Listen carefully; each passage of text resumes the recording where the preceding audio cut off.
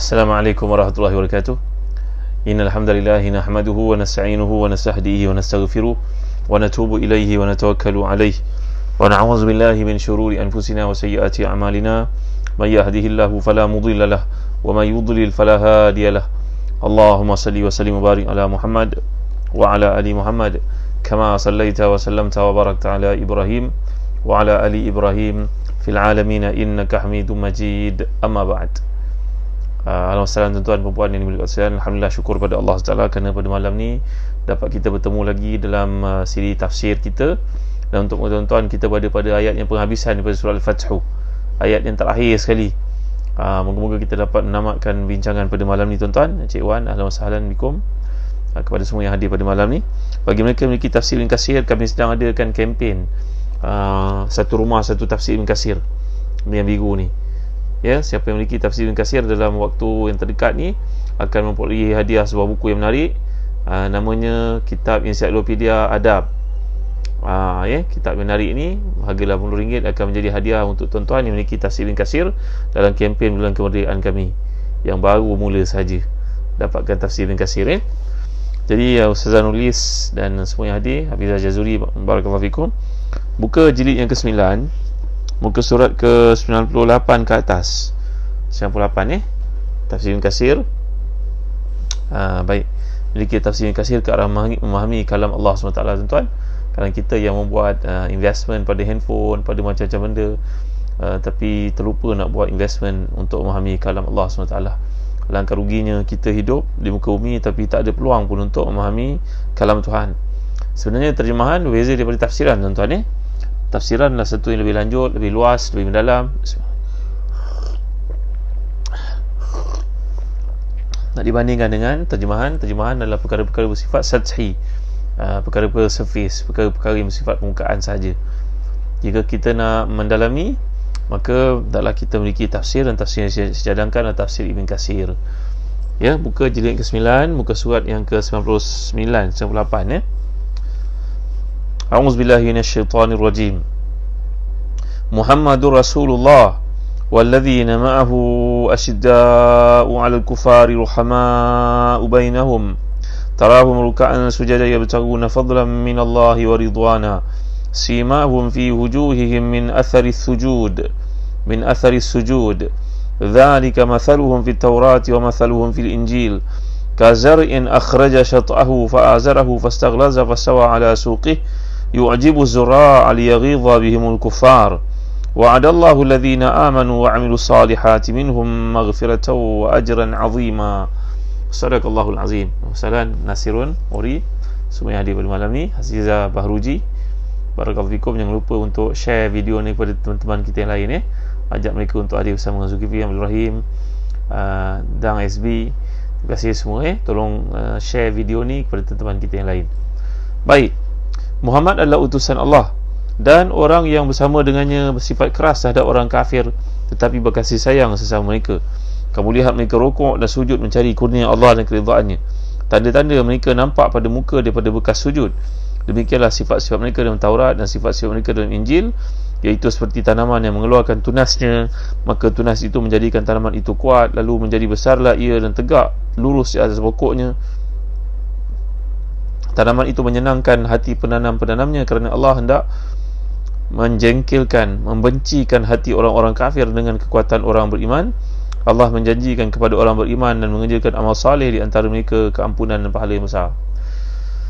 Sila Sahak, Nas Amazaki, barakallahu fikum. Terima kasih semua. Jangan lupa share video ni, jemputkan kawan kita untuk hadir dalam majlis ilmu kita, kuliah yang terakhir dalam tafsir Al-Fathu, surah Al-Fathu, ayat yang terakhir yang kita bincangkan pada malam ni. Jadi dengar baik tafsiran ni. Kata pengarang, Allah memberitahu kepada kita tentang sifat Nabi Muhammad SAW, bahawasanya baginda adalah seorang rasul yang benar dan tidak perlu diragui lagi. Dan dipertanyakan lagi, dia berfirman, Muhammad Rasulullah, Muhammad itu merupakan utusan Allah. Ini adalah mubtada' dan khabar. Kalau kita belajar bahasa Arab, ada mubtada' khabar. Ini seperti subjek predikat. Baik, jadi mencakupi seluruh sifat yang baik, dan kemudian diberikan pujian yang khusus kepada sahabat Nabi, sahabat-sahabat baginda SAW. Mudah-mudahan Allah meridai mereka semua, di mana Allah berfirman, walladzina ma'ahu asyidda'u 'alal kufari ruhama'u bainahum Orang bersama dengan Nabi ini, iaitu para sahabat Nabi, bersifat tegas kepada orang kafir tetapi berkasih sayang sama mereka. Hal ini kalau kita lihat sama dalam surah Al-Ma'idah ayat ke-54.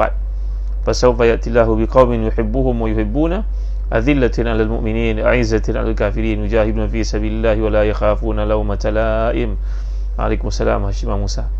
Jadi ayat yang terakhir surah Al-Fath ini turut dideskripsikan oleh ayat ke-54 surah Al-Ma'idah yang menceritakan tentang ciri, kriteria, kualiti-kualiti yang ada pada sahabat-sahabat Nabi, dan juga sifat-sifat ini juga patut kita hiasi dalam diri kita, tuan-tuan, untuk mempelajari, membudayakan, mengamalkan sifat Nabi sallallahu alaihi wasallam.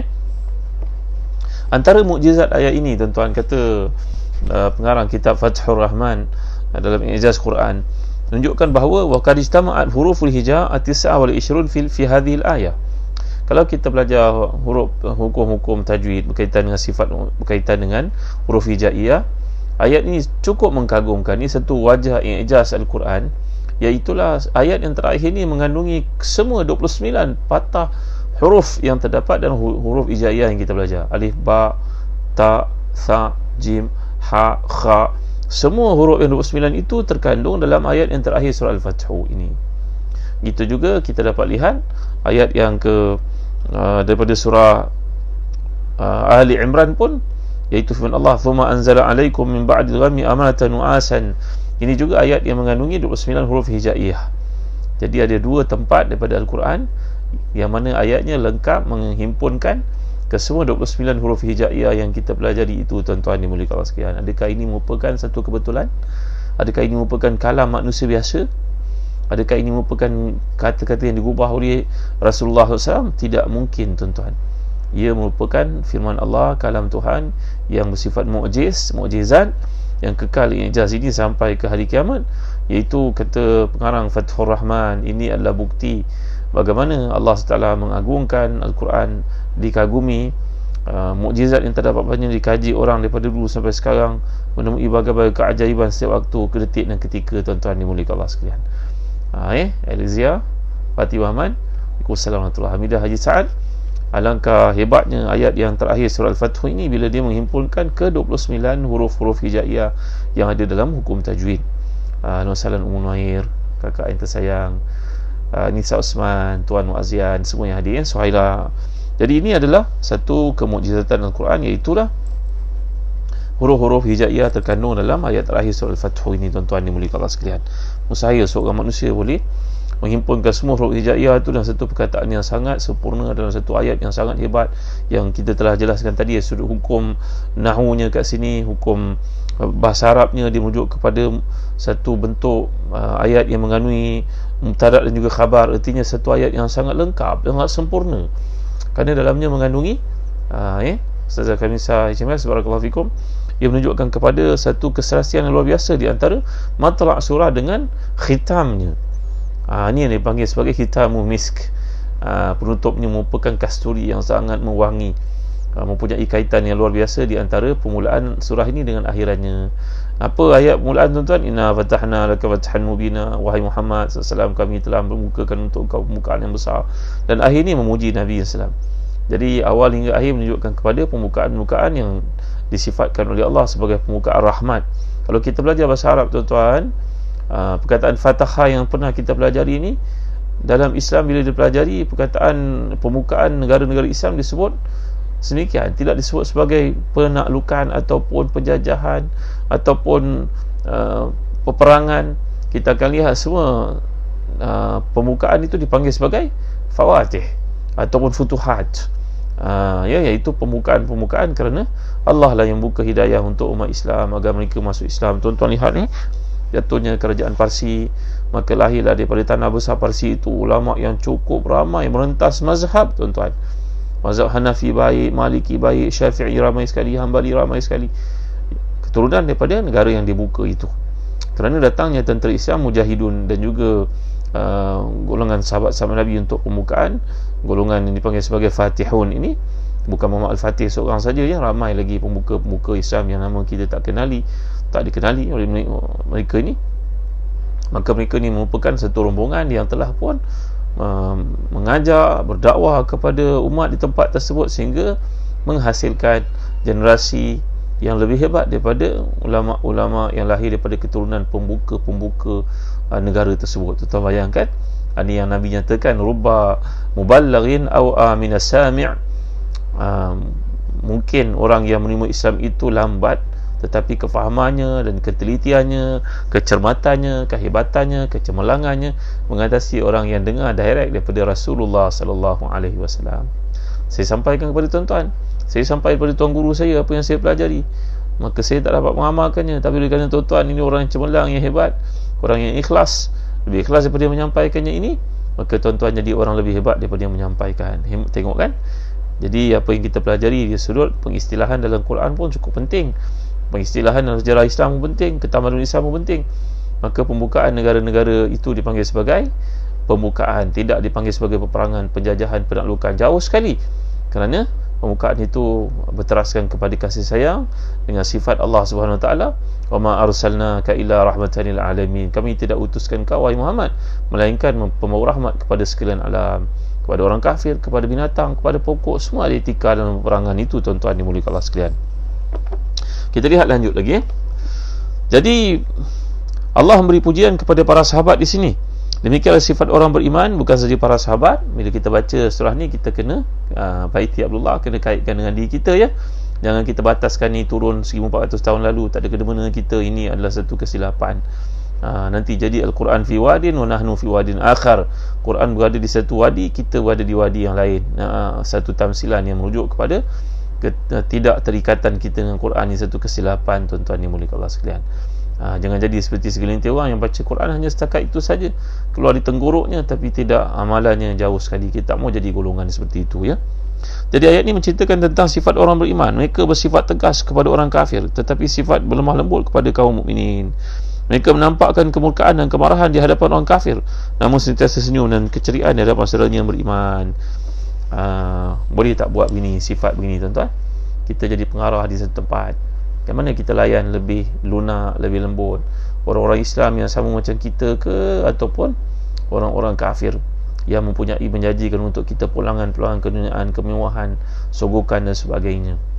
Ada seorang beritahu, ya, kata, ustaz, bila kita jadi businessman Muslim, ustaz sukar. Ustaz, kenapa sukar? Tan Sri, orang Tan Sri, tuan, ya. Kalau kita tunggu ketua pengarah tu, dia berkatalah, ketua pengarah tu kat entrance-nya, kat bahagian depan lobbynya, dia tak datang ke kita pun. Dia sibuk macam-macam, dia keluar kat belakang ada toke jumpa dia.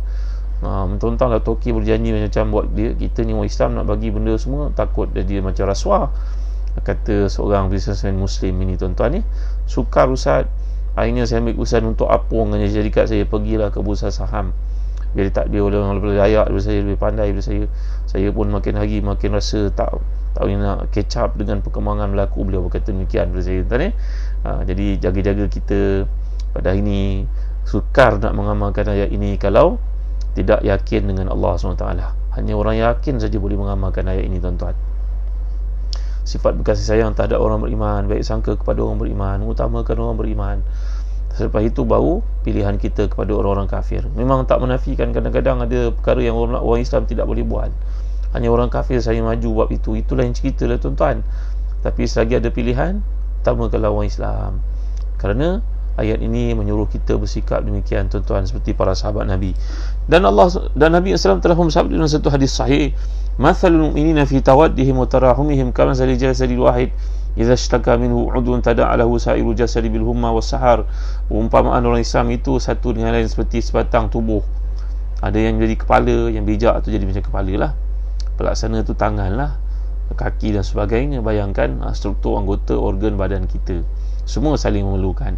Tak mungkin kepala itu kalau sakit, tangan mengatakan kau sakit, kau punya hal lah kepala, aku nak tidur juga malam ni. Tak mungkin itu berlaku, bukan?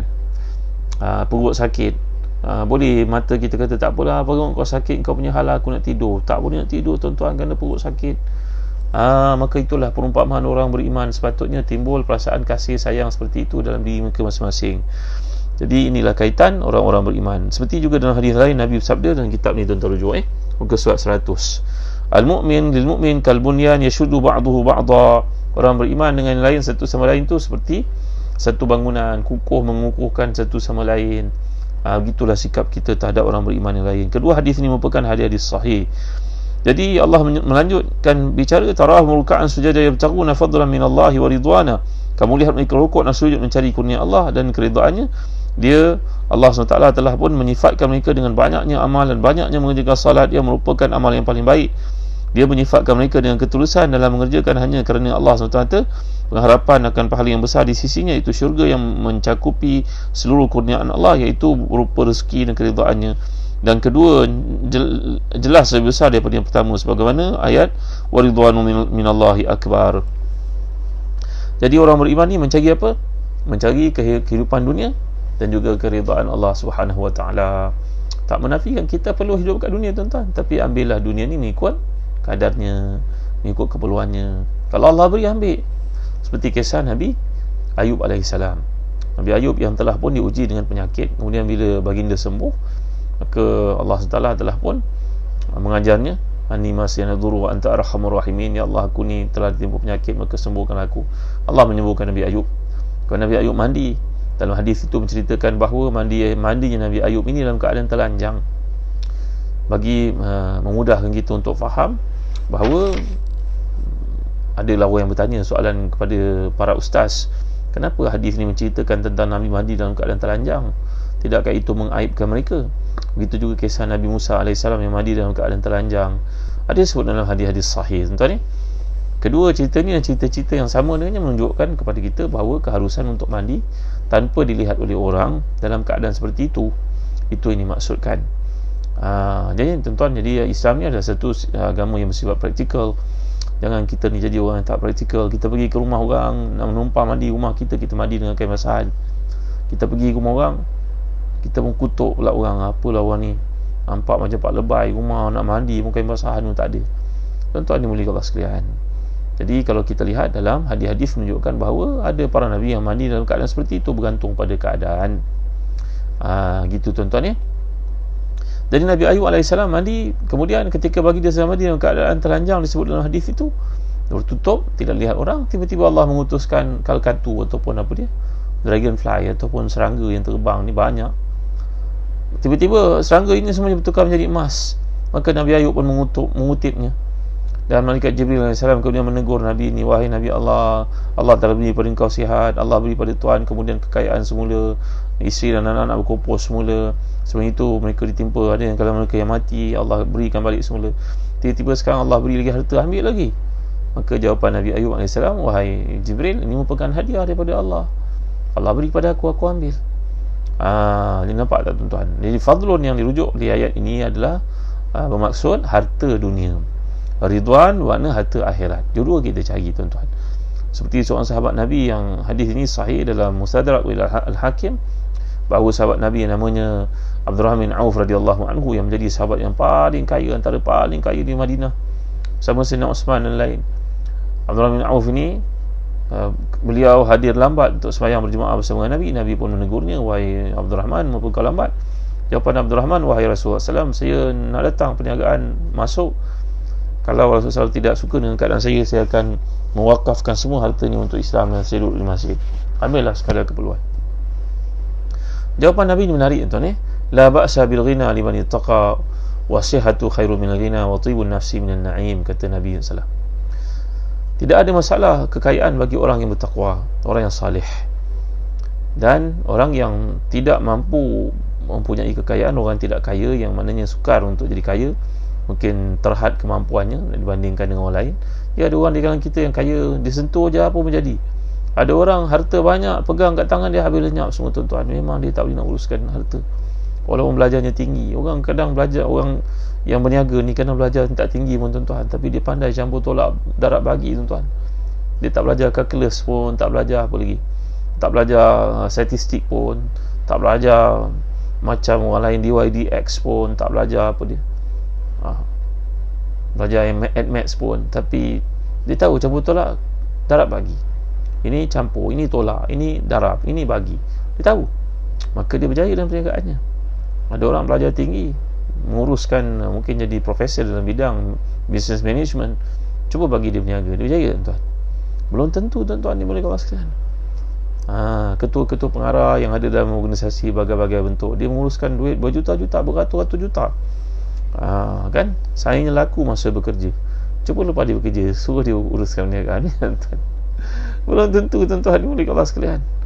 Jadi Abdurrahman bin Auf radhiyallahu anhu ni hadir lambat, Nabi pun memanggilnya dan dia berkata, "Wahai Rasulullah, kalau Rasulullah tidak suka keadaan saya seperti ini, selalu lambat sembahyang, masbuk sukmu, boleh tak saya nak lepaskan semua perniagaan saya duduk kat masjid?"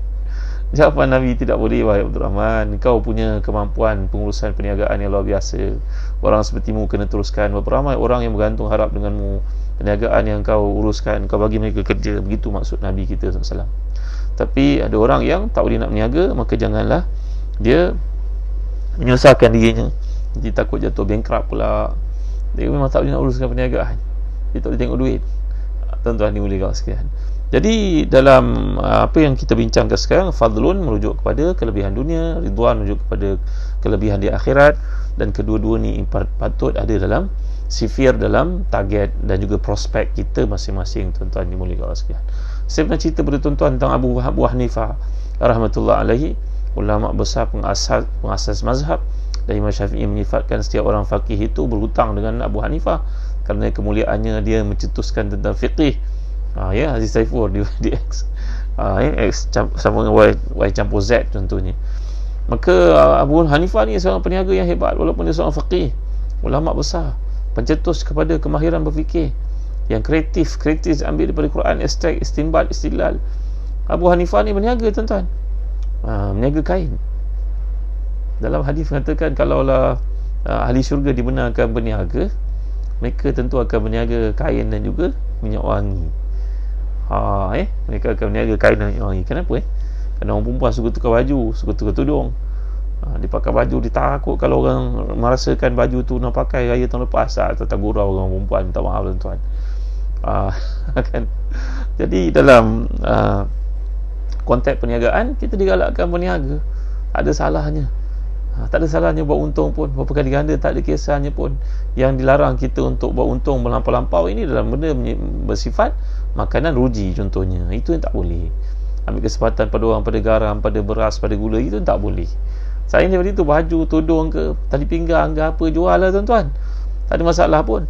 Ada seorang sahabat berniaga di platform marketplace yang besar, tuan-tuan pun tahulah, banyak pada ini. Dia kata, "Ustaz, saya berniaga barang murah Ustaz, kat sini kena jual murah, kat sini kena jual mahal. Tapi kalau murah macam mana boleh untung pula? Saya untung kat dispatch Ustaz, kat delivery, kat postage. Kita charge orang beli benda tu murah, tapi hantaran ni mahal. Yang penting saya tak rugi." Allah, kreatifnya kamu. Tak timbul pula isu kat situ kita ambil kesempatan dulu orang. Tak timbul, sebab benda itu adalah complementary, benda yang tak penting, bukan necessity. Tuan-tuan dimuliakan Allah sekalian. Jadi balik kita kepada ayat ni tadi, Allah SWT memberikan satu pujian kepada kaum ini yang menemani, yang mengiringi Rasulullah SAW, iaitulah para sahabatnya. Lalu Allah SWT menceritakan mereka merebut dunia dan mereka tidak lupa bahagian mereka di akhirat. Bila Allah beri kepada kita satu peluang, jangan ditutup. Kita dah berniaga, maju tempat tersebut, kemudian kita dapat peluang untuk pergi ke bangunan lebih besar, jangan lepaskan itu. Bagilah ke adik-beradik ke, minta share sikit ke, bantu ke. Macam tu cara fikir tuan-tuan. Golongan Chinese, kita cemburu melihat mereka, envy kepada mereka yang mereka berjaya dalam perniagaan. Mereka buka kedai dekat Loyat contohnya, kemudian bila berjaya buka ke tempat yang lebih besar di KLCC, ditutup tak kat Loyat? Tak tutup. Dia buka kat Petaling Street, kemudian dia berjaya, dia boleh buka dekat mana lagi, kat manalah, Twin Tower ke, kat mana ke. Ditutup tak yang dekat Petaling Street? Tak, dia tak tutup, dia kekalkan. Mungkin dia letak adik dia, anak buah dan sebagainya. Jadi gitulah kita ya, semangat seperti ini. Jangan jadi macam sebagian orang dapat peluang berniaga, kemudian dia Alibaba kepada orang, ni rugilah. Orang Cina dia tak Alibaba kepada orang, dia buat betul-betul tuan-tuan, ni boleh kalau sekalian. Dia berkembang maju, pergi tempat lebih besar, tempat tu dikekalkan dengan entiti tertentu, sharing tertentu dan sebagainya. Tapi sebagian daripada orang kita ni rugi, dia dapat tempat lesen, dia pergi bagi pula tu pada foreigner yang kaya raya, post duit ke luar negara dan sebagainya. Jadi kita kena ubahlah sikap ni tuan-tuan ya, kerana kita belajar tentang sifat manusia yang dipuji oleh Allah, iaitu para sahabat. Lanjutnya Allah menceritakan lagi, simahum fi wujuhihim min athari sujud. Mereka ni kelebihan yang ada pada mereka, iaitu tanda-tanda nampak pada wajah mereka bekas sujud. Ali bin Abi Talha meriwayatkan daripada Ibn Abbas, tanda-tanda yang dimaksudkan itu tuan-tuan, tanda khusyuk, tanda tawaduk, dalam tafsir Maraghi, yakni Al-Imam Maraghi, Mustafa Al-Maraghi, tafsir Maraghi, ulama besar daripada Azhar ini, pada jilid yang ke berapa ni, 25, 26, 27, muka surat 232, mengatakan ni, saya pernah bincangkan perkara ni, bahawa inna lil hasanati nuran fil qalbi wa dhiya'an fil wajhi wa sa'atan fil rizqi wa mahbatan fi qulubin nasi. Sungguhnya kebaikan yang kau buat itu akan menyebabkan Allah beri nur pada wajahmu, nur pada wajah, terang pada hati, luas pada rezeki, sihat tu badan, dan orang yang melihat pun merasa cinta. Tetapi bila banyak buat maksiat akan menyebabkan muka menjadi hitam, sawadan fil wajhi, sawad, aswad, hitam, wadhiqan fi sadri, hati jadi sempit, kubur menjadi sempit, rezeki menjadi sempit, rezeki menjadi susah nak dapat, macam lekit sangat, jolok buah tak jatuh-jatuh. Tuan-tuan dimuliakan Allah sekalian. Ya. Jadi inilah dia orang yang rugi, orang yang melakukan maksiat, rezeki menjadi jauh daripadanya, menjadi lari daripadanya, orang pun tak suka dengannya, dan kemudian badannya pun sakit-sakit. Kita ni kalau bangun pagi-pagi rasa gembira ke rasa sedih? Ada lagi, hanya apa lagi nak buat tengah-tengah minggu ni? Atau kita fikir banyaknya peluang pada hari ni nak buat kebaikan kepada orang lain. Aku seorang doktor, aku nak pergi klinik, aku nak bagi rawatan yang terbaik kepada pesakit-pesakit aku. Sambil itu aku dapat kelebihan dunia dengan bayaran mereka, fee yang aku kenakan halal. Yang mana satu kita, tuan-tuan? Atau bagi kita keluar, ini aku keluar, aku rasa memang berkecamuk sangat fikiran aku, tension betul bila nak pergi Jumaat ni. Tuan-tuan ni boleh kalau bila nak Sabtu nak rehat. Yang mana satu kita agaknya, ya. Jadi kembali kepada sifat orang beriman ini, setengah para ulama mengatakan simahum fi wujuhihim min athari sujud ni merujuk kepada sembahyang malam. Kerana dalam satu kata-kata Nabi SAW yang dikumpulkan oleh Al-Imam Asyuti dalam kitabnya Al-Jami', merujuk bahawa man kathurat salatuhu bil lail hasuna wajuhu bin nahar. Siapa yang banyak sembahyangnya pada waktu malam, maknanya ikhlasnya dia dalam ibadah kepada Allah, maka Allah akan beri wajahnya bersinar, wajahnya menari, wajahnya bercahaya pada waktu siang. Itu sebab Sudi berkata salat menjadikan wajah mereka tampan. Adapun sebagai ulama salaf mengutarakan barang siapa yang banyak mengerjakan salat pada malam hari, wajahnya menjadi disenangi pada waktu siang, wajahnya menjemput rezeki pada waktu siang. Ya, bawa teksi, rezeki banyak masuk. Orang yang tidak bangun malam, rezekinya lekit, susah nak masuk, kan? Jadi tuan-tuan dimuliakan sekalian, jadi lawyer kena banyak bangun malam, banyak rezeki datang, walaupun kita tak kenal siapa klien datang.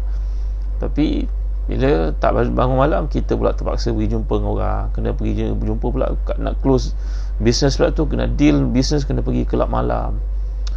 Saya terpaksa pergi, ustaz, pergi, saya tak minum pun minuman keras, saya minum coke je. Tapi duduk dalam majlis macam tu boleh jadi baik ke, tuan-tuan? Agak boleh berkat ke rezeki agak-agak. Kena deal dengan orang ni, lebih malang lagi kau terlibat dengan perkara-perkara haram, hanya semata-mata untuk dapat kais pagi, makan pagi, hutang-hutang, tak kaya-kaya juga. Jadi tuan-tuan dimuliakan sekalian, ingat ya, rezeki datang daripada Allah, bukan daripada manusia. Walaupun ramai orang bijak pandai pada ini mengatakan kena jumpa orang, kena mengampu orang, kena pergi jumpa itu, kena pergi jumpa ini. Tak, tuan-tuan, rezeki daripada Allah, tuan. Kau jumpa orang tu penat macam ni pun, kalau Allah tak buka pintu hatinya untuk beri pada kau tak dapat apa-apa tahu. Kena ingat baik, rezeki bukan tangan manusia, tangan Allah SWT. Ramai ada sebahagian orang tertipu dengan perkara ni. Sifir kekayaan, mestilah pergi mengampu orang, pergi buat benda yang haram baru dapat. Kalau tak, macam mana dapat? Inilah orang yang tersilap, tuan-tuan, orang tertipu, tuan-tuan dimuliakan sekalian.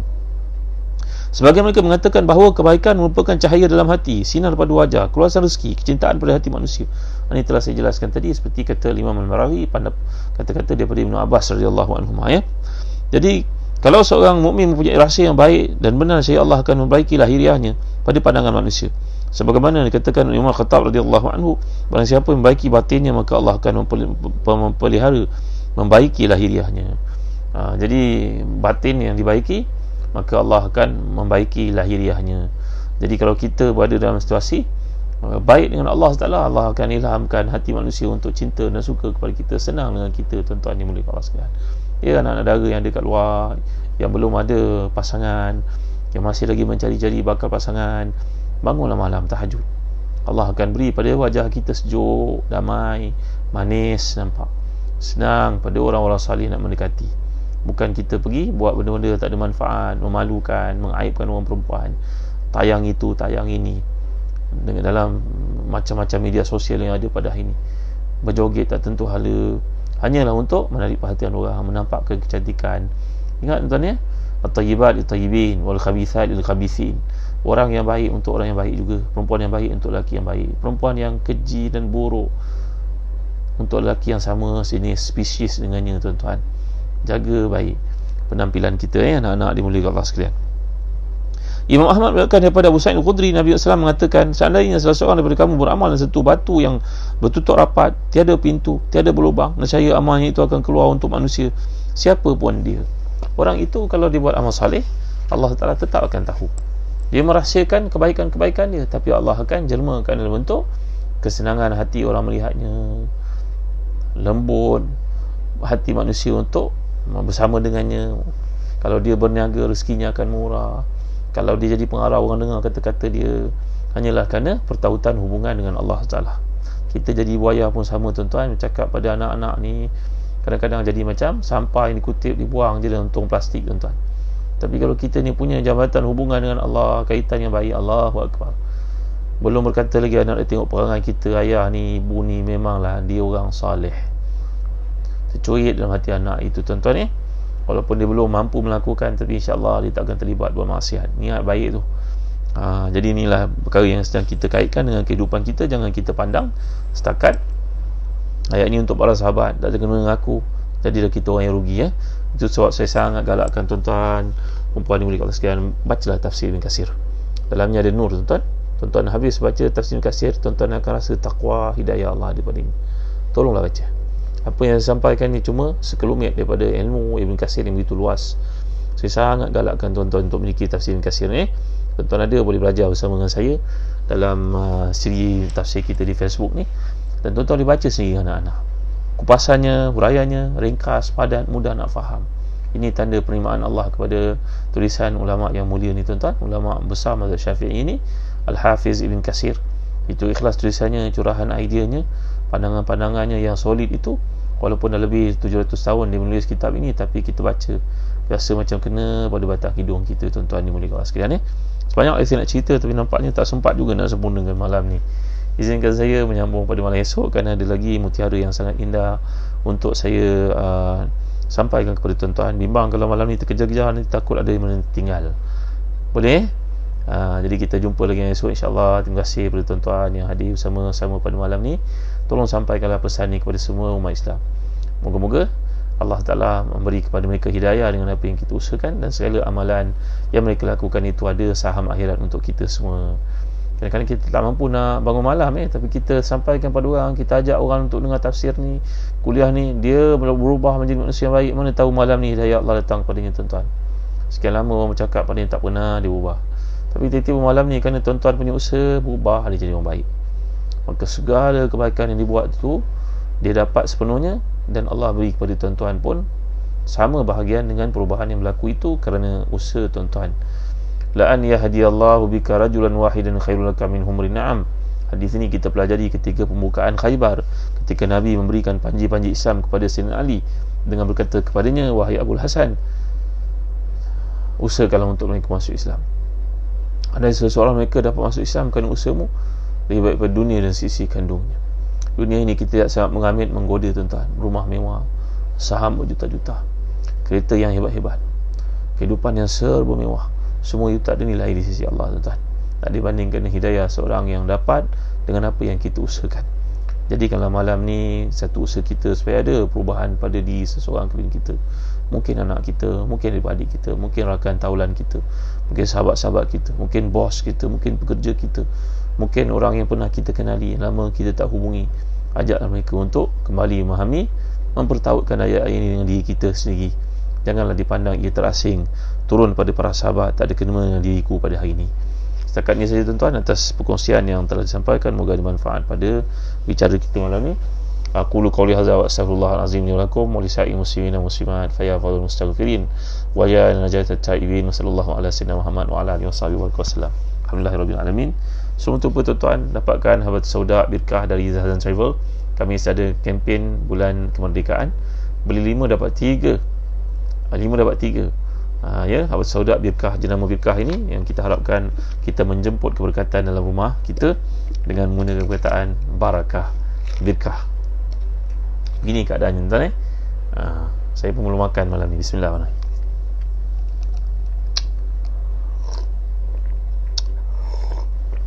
Alhamdulillah. Terima kasih tuan. Tolong sampaikan, tolong paskan poster birkah ni kepada semua teman-teman kita. Moga ada yang dapat beli, dapat amalkan satu sunnah Nabi yang sering dilupakan, makan Habat Sauda, rawatan kepada semua penyakit melainkan kematian, kata Nabi SAW. Kita meyakini kata-kata baginda adalah kebenaran, wahyu daripada Allah SWT. Ya, tuan dapatkan Habat Sauda Birkah, jenama Birkah, dan tuan-tuan akan dapat hadiah 3. Hadiah satu lagi ni, dan kurma ajwa dan mek jol. Tinggal berapa hari saja kempen lagi tuan-tuan. Tolong dapatkan daripada Zahzan Travel. Boleh hubungi nombor di bawah. Dan lagi kalau tuan-tuan nak membuat akikah, kami sedia membantu tuan-tuan untuk mengadakannya di Mekah dan Madinah. Dan kita adakan dengan jamuan sekali pada kali ini. Dengan RM1,490 tu kami akikahkan untuk anak tuan-tuan, putera puteri tuan-tuan, kambing dan hidangannya sekali untuk orang memerlukan di Mekah di Madinah, golongan yang susah. Mana nak dapat jumlah kadar seperti ini di negara kita tuan-tuan? Tak dapat. Kita masak lebih kurang pun sediakan jamuan pun ada lebih RM2,000. Dengan kemah lagi, sekarang pula tak boleh buat PKP kan, main buat di Mekah di Madinah. Kadar COVID di Mekah Madinah sudah menurun, Alhamdulillah, ikut sahabat-sahabat yang ada di sana ya. Jadi tuan-tuan boleh melakukan ibadah kurban, ibadah akikah di Mekah di Madinah bersama dengan Zahzan Travel. Jangan lupa tuan-tuan dan sekolah nak buka tak lama lagi, jangan ketinggalan untuk dapatkan buku-buku yang menarik dari Telaga Biru, guru-guru yang terlibat untuk memberikan kepada anak-anak pilihan. Kami ada annual order yang mana buku-buku untuk digunakan pada tahun hadapan, berbagai-bagai subjek, pendidikan Islam, bahasa Arab, Jawi, khat, geografi, sejarah, math, sains, semua ada. Bahasa Melayu, bahasa Inggeris semua ada. Dapatkan daripada www.telagabiru.com.my. Ya, mudah-mudahan tuan-tuan dapat sokong syarikat Islam macam Telaga Biru, kerana kami punya tanggungjawab untuk keluarkan zakat, untuk berbagai-bagai perkara. Ya, orang bukan Islam, kita tak pasti apa yang mereka buat untuk orang Islam, tapi mari kita dahulukan orang Islam tuan-tuan jadi saya seru tuan-tuan, bapa, guru-guru, tibalah masa untuk kita sokong industri yang lama dilupakan peranan orang Islam. Tuan-tuan, cikgu, ibu bapa, tuan-tuan, tolong ziarah www.telagabiru.com.my. Ada berbagai-bagai buku diterbitkan, disiapkan untuk, terutamanya untuk tahun hadapan, untuk kegunaan murid-murid, pelajar-pelajar sekolah rendah dan sekolah menengah. Semuanya ada, Alhamdulillah.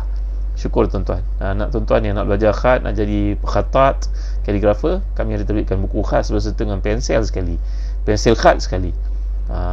Pertama kali diterbitkan di negara kita, pensel dan juga buku untuk belajar khat. Kita boleh ajar anak-anak kita khat, kita pun boleh elokkan tulisan khat kita. Ya, Sayyidina Ali kata, elokkan tulisan kamu, rezeki kamu akan dibuka oleh Allah SWT. Baik tuan, setakat ni saja dulu untuk perkongsian malam ni. Terima kasih. Malam esok kita akan tamatkan surah Al-Fath, insya-Allah, Al-Fathu. Maaf malam ni tak sempat nak menamatkannya kerana terlalu banyak mutiara saya nak kongsi dengan tuan-tuan. So jangan abaikan peluang pertemuan kita malam esok. Tolong war-warkan kepada yang lain. Sekian. Alhamdulillah rabbil alamin, wassalatu wassalamu ala asyrafil anbiya'i wal mursalin sayyidina Muhammadin wa ala alihi wa sahbihi ajma'in. Allahumma ighfir lana dhunubana wa israfana fi amrina wa sabbit aqdamana wa ansurna 'alal qaumil kafirin. Allahumma ahsin 'aqibatana fil umuri kulliha wa ajirna min khizyid dunya wa 'adzabil akhirah. Rabbana la tuzigh qulubana ba'da idh hadaytana wa hab lana min ladunka rahmatan innaka antal wahhab. Allahumma inna na'udzubika minal baras wal junun wal juzam wa min sayyi'il asqam. اللهم إنا نعوذ بك من زوال نعمتك وتحول عافيتك وفجاءة نقمتك وجميع سخطك. اللهم إنا نعوذ بك من جهل البلاء ودرك الشقاء وسوء القضاء وشماتة الأعداء. ربنا لا تؤاخذنا إن نسينا وأخطأنا. ربنا ولا تحمل علينا إصرا كما حملته على الذين من قبلنا. ربنا ولا تحملنا ما لا طاقة لنا به واعف عنا واغفر لنا وارحمنا أنت مولانا فانصرنا على القوم الكافرين. ربنا لا تدع لنا في مقامنا هذا ذنبا إلا غفرته ولا مريضا إلا شفيته ولا هما إلا فرجته ولا دينا إلا قضيته ولا مصيبة إلا نفسته ولا حاجة من هوائج الدنيا والآخرة هي لك رضا ولنا فيها صلاة إلا أديتها وقضيتها ويسرتها يا رب العالمين. ربنا آتنا في الدنيا حسنة وفي الآخرة حسنة وقنا عذاب النار. Wa sallallahu ala sayyidina Muhammad wa ala alihi wa sahbihi wa baraka wa sallam. Alhamdulillahirabbil alamin. Taqabbalallahu minna wa minkum. Astagfirullah dinakum wa amanatakum wa khatimah amalikum. Saya tinggalkan tuan-tuan sekalian bahawa jagaan, pemeliharaan, perhatian daripada Allah. Dialah zat yang maha agung, yang paling mulia, yang paling hebat, yang mampu beri segala kebaikan untuk kita semua. Sekian, jumpa lagi besok insya-Allah. Sama kita tamatkan dengan baca suratul Asr dan tasbih kafarah. Bismillahirrahmanirrahim. Wal 'asri innal insana lafi khusr illa alladhina amanu wa 'amilus salihat tawassaw bil haqqi wa tawassaw bis sabr. Subhanakallahumma wa bihamdika asyhadu an la ilaha illa anta astaghfiruka wa atubu ilaik. Masih Lila Mansur, Zulbahri, Abang Zulbahri, Nuliza, Ikalok, Heri Hussein, Zainuddin Harun. Terima kasih semua. Haja Hamidah, share video ni kepada teman lain ni. Azimah, terima kasih semua. Jangan lupa yang belum masuk Telegram sahabat Ustaz Zahazan, sila masuk ke situ. Ada bahagian nota yang diutarakan, dikumpulkan oleh Mufatih, oleh Ustaz Syafiq Murad. Join Telegram sahabat Ustaz Zahazan. Pergi kat Telegram, cari sahabat Ustaz Zahazan, masuk, join. Kami sedang berusaha untuk mengumpulkan seramai mungkin, dengan mudah-mudahan ada banyak pengisian di situ dari sahabat. Kalau bukan saya pun, mudah-mudahan ada perkongsian yang manfaat untuk dunia dan juga akhirat kita. Sekian, Assalamualaikum warahmatullahi wabarakatuh.